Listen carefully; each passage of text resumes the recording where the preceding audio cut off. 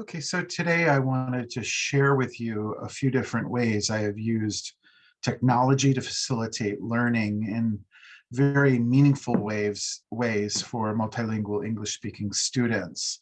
But I don't mean to suggest that these ideas that I have are only beneficial to these students, since they can be useful in motivating all students. But what I like about these different options that I'm going to talk to you about for the composition classroom is how they can sort of democratize learning and interaction for different types of students in very inclusive ways. What I mean by that is that when you have multilingual English speaking students who maybe are not participating as much with other students in the class, technology can provide an online venue or medium in which students feel a little bit more comfortable being anonymous, being faceless to some extent. There's that perception there.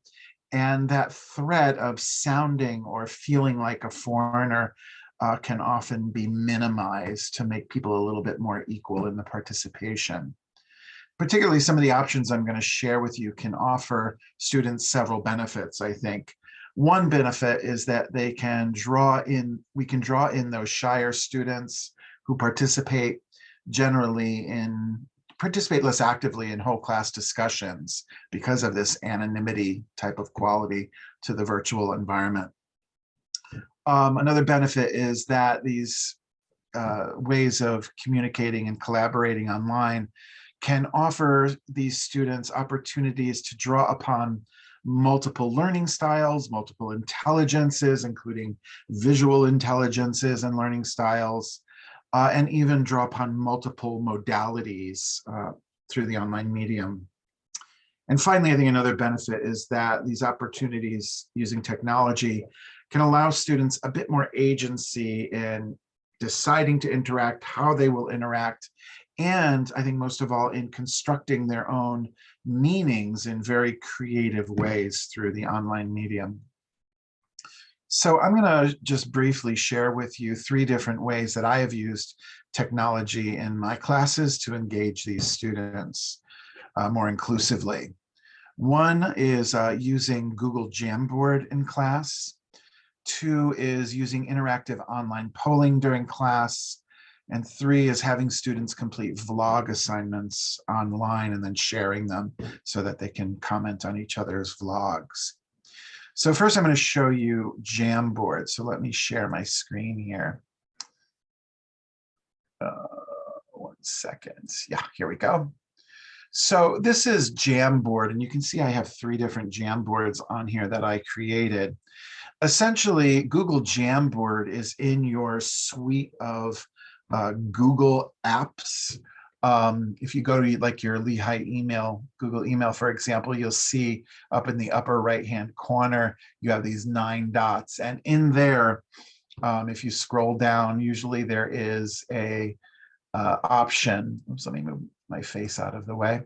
An option for Google Jamboard. Here you see it here. If it's not there, then just scroll down and go to more from Google Workspace Marketplace, and you can just make sure it appears in your personal Google kit. Doesn't cost you anything. It's part of the Lehigh package. In any case, Google Jamboard is a way for teachers to synchronously brainstorm with students or asynchronously, or have students brainstorm with each other on a shared Google Jamboard hosted on Google using these sort of electronic post-it notes to brainstorm different ideas or to explore and use as discussion. So I'll just give you an example of a reading brainstorm. Here's one I've used in my English 3 class this was my English 310 class, to explore different types of learning strategies for reading and literacy for school-age children, based on the chapter that the students had read. And you see here that different students can post anonymously, or they can put their names on it, putting in their questions, their brainstorms, their ideas. They can choose a different color. They can color code their ideas or color code their identities in order to do that. So they create those Post-it notes by going over to the right, clicking over here, type their note, and then choose their color and then post it. They can also move their notes and other people's notes around. So what I like with this is I can post a question on here or a topic. They can brainstorm ideas or offer their opinions and details, whether anonymously or not. And then as a class, we then will debrief and use it as a basis for discussion. But also, like if you're brainstorming ideas for an essay, all the students can put their ideas on there and they can begin to relate them, the ideas, to each other, or color code, as I said, color code the ideas. They can even write out comments or draw arrows to show relationships between ideas. They can type in other text or upload a picture, make different types of shapes. I don't know what that would do, but I like the idea of bringing pictures to illustrate ideas. But most of all, I like the idea that you can move these around and talk with students about how ideas are related to each other by categorizing them in order to flesh out their opinions and ideas for essays, for example. And you can have multiple pages.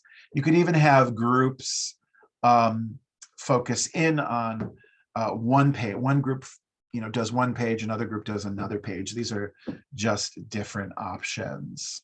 So I like Google Jamboard for these reasons, because again, it's sort of anonymous to some extent, and students can really manipulate these ideas in groups and individually and as a whole class. So that's Google Jamboard. The second thing I want to show you is how you can use vlogs in your class to really engage students as well. Vlogs are a way, I really love having students create reflective vlogs, not mostly because I like the visual aspect of it, to get away from helping students who may be really reticent or nervous about writing perfect grammar and perfect English. But rather, I like to have them sort of free themselves up to explore their own learning, to think about readings, to explore ideas for writing essays. And I feel that particularly with multilingual English speaking students, vlogs can really help them be creative and open up those reflective processes, so they don't have to worry about their perfect grammar necessarily in writing. And then I have them share with each other and make comments. So let me show you some vlogs that I've used. Let me share my screen again. So here I use Padlet.com as a free space that you can use if you use the basic option to create a maximum of 5 vlog pages. Now, students can create their own reflective vlog pages, or that you can have one class vlog page where multiple students post in response to a reflective question, for example. I'm going to show you both. Here is a student, Hannah, that I've been working with, and she has her own vlog page where she's chosen just to do an audio instead of a video and audio, where she reflects on her own readings and her own learning. Vicky was expecting a package and knew she would not be home to expect it. She asked the delivery service to leave the... So you get the idea. She chose her own theme and her own background and then posted these audios. And this gives her time to prepare. And then other people can respond to that vlog as well. A class vlog with higher level learners than Hannah is one that I've used in English 003. In this class, this is just one vlog for everybody. Here is where students can all post their vlogs. There we go. Vlog number 1, vlog number 2, vlog number 3. In this case, I posted a question for them reflecting on their reading. Some people, again, chose to do just audio. Other people choose to use video, their video camera on their laptop. Interestingly enough, I believe there's some people who chose to go really fancy and either upload pictures with their videos or to prepare, can't seem to find one. There was one person who I know prepared an actual video with their phone more professionally and edited it. Yeah, I can't find it. But anyway, edit it to make it more professional looking and then uploaded. There's a lot of possibilities that I like here. In this case, students have a lot of choice whether to upload a file, as you see here, upload a picture, upload a link, lots of different options. Image, Spotify, YouTube, audio recorder, camera, video recorder. I generally like them to use either audio or video recorder. And then other people can respond. And by adding comments, you can add comments, feedback on ideas, feedback on language that they're using, feedback on critical thinking.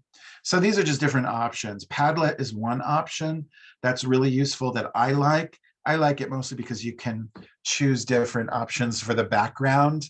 I like the globe. There are other options as well. You can put it in a timeline where the vlogs over time can be lined up. Or there's even one where there's a map. Students can choose a location on Google Maps and then click, record their recording, and other people can click on it and see the location in the world where they are talking about or reading about or commenting on. So it's kind of interesting, I think. But Padlet.com is not the only one that you can use. Other people like to use Flipgrid.com, which I like also. I just like sort of the creativity options in Padlet, or that Padlet offers. Lastly, the last option that I frequently use are interactive opinion polls. Interactive opinion polls like Mentimeter, Poll Everywhere, Kahoots, if you've heard of Kahoot, and Peer Deck, PEARDECK, one word, Peer Deck, which interfaces with Google Slides. That is, you can integrate the online polling into with Peer Deck into Google Slides. So you just click on the Google Slides.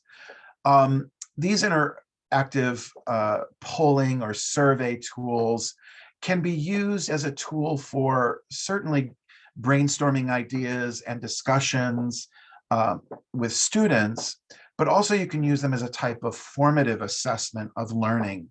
That is, they can be used as a way to check in with students about what they already know about a topic, or what they think, or what they feel about their own learning at a given point in time. You can also use it to gauge what they can already do in writing, or what they have learned so far, without officially grading them. It's sort of a check-in with them. And that way you can adapt your teaching to address their needs most effectively. And it also engages them by using their smartphones to complete the survey or the poll or the brainstorm. And then you project on the screen the results that they contributed to. So it's really kind of interesting. Of course, they do have to bring in their cell phones, but they can also use their laptops to go to the website, and they just need whatever password and code that you give them to access that particular poll or survey. So sometimes I use it at the beginning of class, or in the middle of the class at a significant point, or as an exit ticket at the end of the class to help them reflect, or to gauge what they took away from the lesson and where we can go next in the next class. All they have to do is just bring in their smartphones or their laptops and log in. So I want to show you just some examples. I have used all the different options: Kahoots, Mentimeter, Peer Deck, and with Google Slides and Poll Everywhere. Peer Deck is a little childish, but I sometimes use it sparingly. I really like Kahoots. There are limitations on Kahoots. Poll Everywhere and Mentimeter are a little bit dry and formal, not very interesting. So let me just show you some different ways that I've used Kahoots. Oh, it looks like it's not letting me in. Let's see, hold on one second. There we go.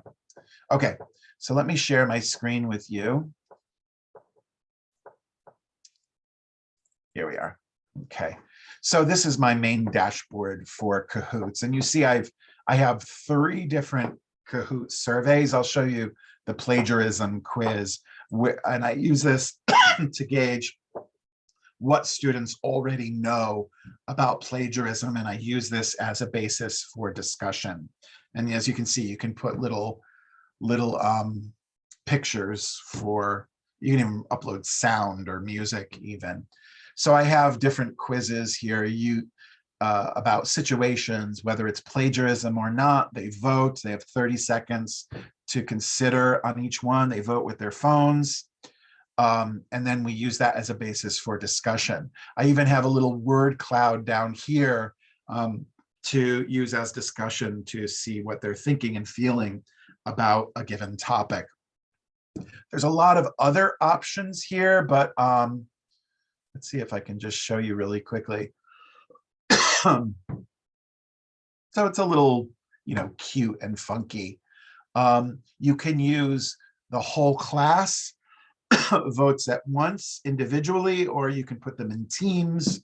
I'm just going to use the classic mode where everybody votes individually. They join by entering this code. You can turn this music off if you like. It looks like I need a player to join, but the questions will come up one at a time, asking them to vote, and then the results will display one at a time after each question, and you can use that as a basis for discussion. So that's really, really quickly 3 different ways that I have used somewhat interactive technology to engage all students, really, not just multilingual speakers, but as I said before, it particularly plays well into the needs and interests of students who may feel marginalized or shy or feel like foreigners in classroom interactions. This sort of allows them that anonymity, as I said, through somewhat more peripheral types of interaction, as opposed to being required to overcome that face threat of sounding stupid or sounding like a foreigner in front of the whole class. So just some ideas. I encourage you to explore them and see what works for you and how you might use or adapt them to help your own students. Let's stop sharing. So good. I think that'll be really interesting if you try it out yourself.